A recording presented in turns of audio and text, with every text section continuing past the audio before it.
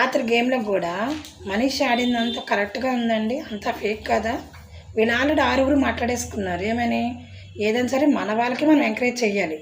రేపు వాళ్ళు లోపలికి వచ్చారనుకో మన పరిస్థితి చాలా ఘోరంగా ఉంటుంది. కనుక చాలా వరకు మనం గెలిచేటట్టు ట్రై చేయాలని చెప్పి మాట్లాడుకుంటే అక్కడ శ్రీజ ఏముంది, నా ఆట నేను ఆడతా, నాది మీద కరెక్ట్గా ఆడతా అని చెప్పింది. అమ్మాయి ఆ మాట మీద కొంచెం నిల్చుంది. అది మాత్రం కొంచెం అర్థమవుతుంది. కానీ దాన్ని పొద్దున్న కూడా క్లాస్ పెడుతున్నాడు ఈ మనిషి. నువ్వు మన వాళ్ళని ఎంకరేజ్ చేయాలి, నువ్వు ఓడిపోవాల్సిందే. ఆడ సూపర్ ఉండేది.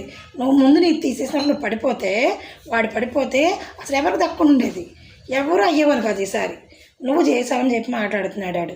అంటే ఎంత కుళ్ళిపోతాడండి అబ్బాయి. చూసారా, అది దాన్ని ఏమంటే బాహుబలిలో ఉంటారు కదా, బిజ్జలదేవ 24 గంటలు టార్చర్ పెట్టడాకే చూస్తాడు మనుషుల్ని. అలా కనిపిస్తున్నాడండి వీడు. ఇంత మనస్సాక్షి లేకుండా ఎలా బతుకుతుండే నిజంగా మనుషుల మధ్య బతికినాడేనా?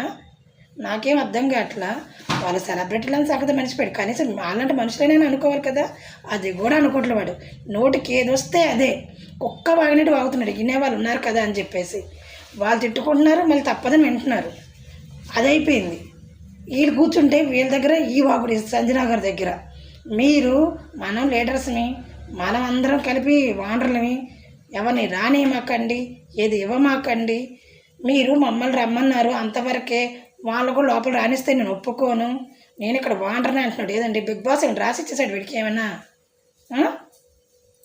ఎన్నిసార్లు చెప్పు, వాడి బుద్ధి మార్చుకోడు.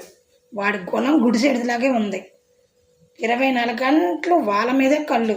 వాళ్ళు కారం ఉప్పును ఉల్లిపాయ ముక్కలు వేసుకొని నూనె వేసుకొని తిన్నారండి మధ్యాహ్నం. వాళ్ళు తింటారు కూడి మీద కూడా కక్కురు తినా కొడుక్కి అర్థం అవ్వట్లేదు. కానీ బేవర్స్ గడికి ఎంత ఘోరంగా ఉన్నాడండి వీడు అసలు.